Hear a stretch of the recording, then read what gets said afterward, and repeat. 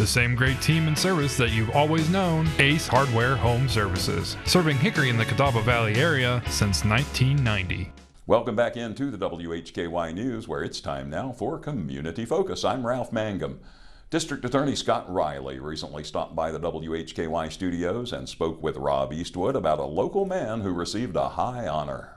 And joining us as he does each month is District Attorney Scott Reilly, who represents the 36th Prosecutorial District, that is Catawba, Burke, and Caldwell counties. Welcome to our studio, and it's good to see you again. Yeah, thank you very much for having me. Well, you wanted to start off with some really good news about an individual in our community. Yeah, I like when we have good news, and I can give a shout out to somebody. But through our Veterans Treatment Court, I really get to meet some very impressive men and women, and one of them happens to be Robert Ford. If people don't know, the Freedom Honor Flight selects 200 veterans annually and flies them to Washington, D.C. for a visit for the day and to visit all the monuments and the memorials that were built in our veterans' honor. And Robert Ford has been selected to go. He's from Catawba County, so I'm very proud of him. Congratulations to him. He originally enlisted in the Air Force, but then became a chaplain in the Vietnam War. So military chaplains, their mission is very important. It's to bring soldiers to God and God to soldiers. So I just want to say congratulations to him.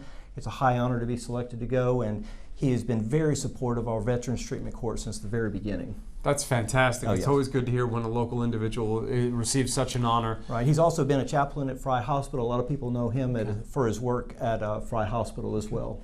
Well, thank you so much for coming in. We appreciate it, and we look forward to talking to you again next month. Thank you very much for having me, Rob. Scott Reilly, the District Attorney for the 36th Prosecutorial District, that is Catawba, Burke, and Caldwell counties, and he joins us each month here on WHKY News. Thank you, Rob, and as always, we are grateful to the District Attorney for his time.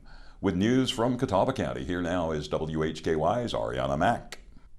Citizens' input is being sought for Catawba County Hazard Mitigation Plan as part of Catawba County's ongoing efforts to enhance the safety and resilience of the community. Officials are in the process of updating the Hazard Mitigation Plan. The plan is crucial for identifying and addressing potential hazards that could impact the area, and citizens' input is invaluable to the community. Citizens are invited to review the draft hazard mitigation plan and provide their comments, suggestions, and feedback. Citizens' insights will help county officials ensure that the plan is comprehensive and reflects the needs and concerns of the community. The draft plan can be reviewed at a site you can link to in this story at our website, WHKY.com. Send your comments and suggestions to another link in that story by October 1st,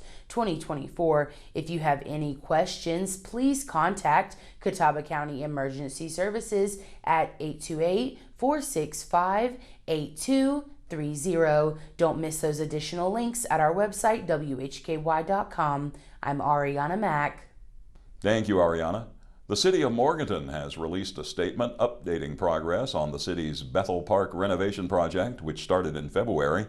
Crews from Baker Grading and Wildlands Engineering have been working on the project. The renovations are taking place to decrease the frequency of flooding into the functional areas of the park, which include trails, the practice field, and the playground. Flooding occurs when West Prong Hunting Creek and Fiddler's Run Creek overflow. The streams and low-lying areas near the creeks are being widened to reduce flooding in the park during frequent smaller rainfall events. There will be vegetation along the sides of the stream to mitigate erosion.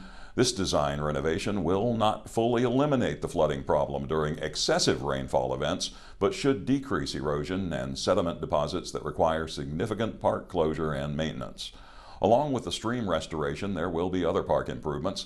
Those include new playground equipment, relocation of the dog park, new picnic shelter and shade structures, a new walking track, new pickleball courts, and new bridges entering the park. The project should be complete in December of this year. For more information, a link is posted at WHKY.com. Thank you for joining us here on Community Focus. Now, on behalf of Rob Eastwood, Arianna Mack, Jason Savage, and Scott Reilly, I'm Ralph Mangum. This has been the WHKY News.